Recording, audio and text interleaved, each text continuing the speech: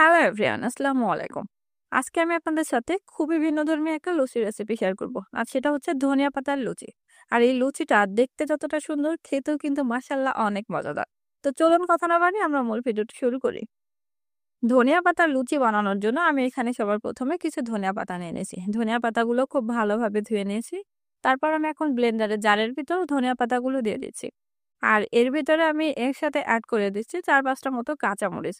কাঁচামরিচটা দিয়ে দিলে একটু অন্যরকম ফ্লেভার আসে এজন্য।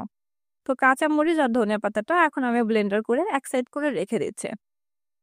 এখন এখানে আমি একটা পাত্র নিয়ে নিয়েছি। আর এর ভিতরে আমি দিয়ে দিচ্ছি ২ বাটি পরিমাণ ময়দা। আপনারা এখানে ময়দার পরিবর্তে আটাও ইউজ করতে পারেন। এখন এই আটার ভিতরে আমি দিয়ে দিচ্ছি সামান্য পরিমাণ লবণ আর দিয়ে দিচ্ছি ২ টেবিল চামচের মতো রান্নার তেল। সবগুলো উপকরণ এখন আমি নেড়ে চেড়ে খুব ভালোভাবে মিশিয়ে নিচ্ছি। কিছুক্ষণ মিশিয়ে নেওয়ার পরে এখন আমি এর ভিতরে আগে থেকে ব্লেন্ডার করা ধনের পাতা সে পেস্টটা দিয়ে দিচ্ছি। তারপর এভাবে নেড়ে চেড়ে আমি খুব ভালোভাবে একটা ডো তৈরি করে নিচ্ছি। ঠিক যেরকম আমরা রুটি বানানোর আগে একটা ডো তৈরি করি সেরকম আমি একটা ডো তৈরি করে নিচ্ছি। এখন এই ময়দার ডো থেকে অল্প অল্প ডো দিয়ে আমি হাতের সাহায্যে ঘুরিয়ে ছোট ছোট বল করে নিচ্ছি।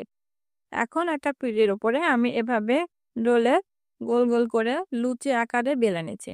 আপনারা চাইলে কিন্তু একটু বড় সাইজের রুটি বেলে তারপর গ্লাস দিয়ে সবগুলো এক সাইজের করে লুচিগুলো বানিয়ে নিতে পারেন।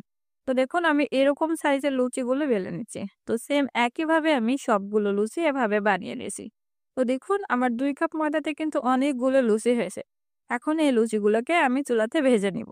লুচিগুলো ভাজার জন্য আমি এখানে একটা প্যানে পরিমাণ মতো তেল দিয়ে দিয়েছি। তেলটা খুব ভালোভাবে গরম করে নিয়ে এখন আমি সবগুলো লুচি একে একে ছেড়ে দিচ্ছি। আর লুচিগুলো তেলের উপর দেওয়ার সাথে সাথেই কিন্তু লুচিগুলো খুব ভালোভাবেই ফুলে উঠবে। আর এই লুচিগুলো ভাজতে কিন্তু খুব বেশি সময় লাগে না। জাস্ট ১-২ মিনিটের মধ্যেই কিন্তু লুচিগুলো খুব ভালোভাবে ভাজা হয়ে যায়। তো দেখুন এর ভিতরেই কিন্তু আমার লুচিগুলো ভাজা হয়ে গেছে। এখন আমি এটা তেল ঝরিয়ে উঠিয়ে নিচ্ছি।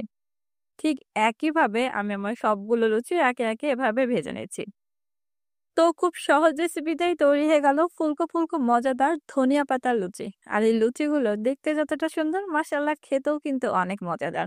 এই লুচিগুলো যে কোনো তরকারি বা ডালের সাথে খুবই মজাদার লাগে।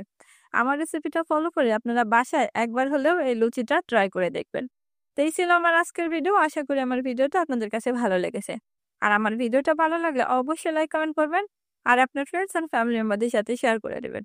আর এরকম নতুন নতুন আরো ভিডিও পেতে আমার চ্যানেলটা সাবস্ক্রাইব করে সাথেই থাকবেন। আজ এই পর্যন্তই। সবাই ভালো থাকবেন, সুস্থ থাকবেন। আল্লাহ হাফেজ।